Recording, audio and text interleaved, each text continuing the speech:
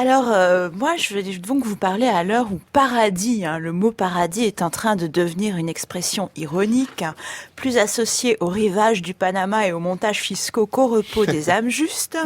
Je vous propose donc de rester sur Terre avec un livre qui illustre vos propos, Jérôme Clément, un roman qui nous rappelle que la culture n'est pas un divertissement, mais une chose sérieuse.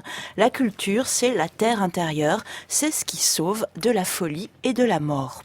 Alors, nous allons rester en Amérique du Sud, pas au Panama, mais en Colombie, avec un livre qui nous parle de l'amour qui unit les Indiens à la nature, au fleuve Cauca, aux montagnes et à la foudre.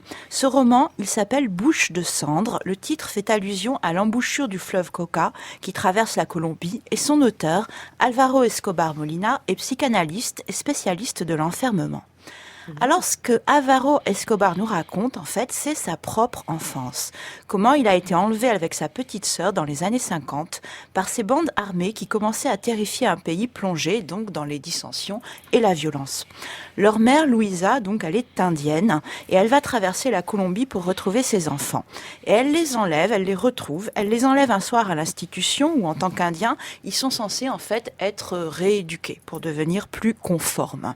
Des petits sauvageons. Voilà, un peu ça. Et ensuite, elle va leur faire traverser le pays, et c'est ce que le livre raconte, donc la traversée du pays par les enfants et leur mère, qui va les amener rejoindre le reste de leur famille à Medellín. Mais avant d'y arriver, ils vont vivre bien sûr une vie faite de drames, de rencontres, d'imprévus, et surtout, ils vont devoir affronter des dangers tout à fait réels et permanents. Et voilà ce qui m'a le plus frappé dans ce livre, c'est la façon dont les Indiens évitent le danger mortel. Parce que ça n'est pas comme nous, on aurait tendance à faire devant les continents de plastique dans nos océans ou devant tout ce qui nous menace par calcul et par ce qu'on appelle la gestion du risque. Non, les Indiens évitent le danger mortel par intuition. L'intuition est au cœur de la culture indienne. C'est d'autant plus frappant donc qu'il s'agit d'événements réels et c'est l'intuition qui fait sortir par exemple le frère et la sœur de l'institution où ils sont placés une nuit alors que les autres enfants vont être attaqués et abusés par une bande armée.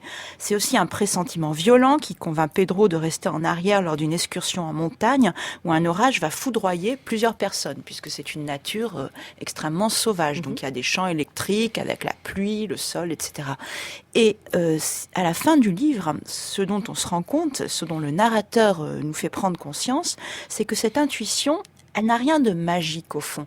Elle n'a rien de surnaturel, comme il pouvait l'avoir autrefois avec ses yeux d'enfant. Elle est liée à une connexion de tous les sens entre eux. Par exemple, ça va être la faculté de voir les sons ou d'imaginer leurs couleurs. Je sais, Mélanie, je vois que ça vous parle. Et cette faculté, les enfants la connaissent bien, mais la plupart d'entre nous, nous la perdons à l'âge adulte parce que justement, personne ne nous apprend à la cultiver. Donc, ce qui sauve, c'est la présence d'esprit. Et voilà ce que nous raconte ce roman autobiographique, écrit par un auteur qui connaît plusieurs mondes et qui nous parle en fait de l'initiation spirituelle que peuvent représenter le deuil et la violence, parce qu'il y a évidemment des choses très dures dans ce livre. Et les magnifiques méditations qui sont enseignées par la mère indienne à ses enfants, elles nous concernent tous, et d'autant plus, je pense, les urbains que nous sommes, puisque on vit dans un monde où, justement, monde d'accélération, monde de temps fragmenté, monde de temps réel, où on n'a pas toujours le temps, je fais vite, de coucher nos yeux sur des montagnes, des fleuves. Il est encore plus vital pour nous de développer notre présence d'esprit parce que la gestion ne suffit pas pour vivre. Donc, Bouche de cendre, c'est un roman en fait assez confidentiel. Prenez votre temps, Isabelle, pas de problème. Il est donc publié, voilà. Il est publié aux éditions de la librairie du Labyrinthe à Amiens et vous pouvez le commander en ligne ou le trouver dans 3 librairies du 11e arrondissement. Je le dis parce qu'on le trouve pas du tout partout. Oui, c'est pas pour faire une pub spéciale à ces librairies, c'est pour les auditeurs qui seraient intéressés.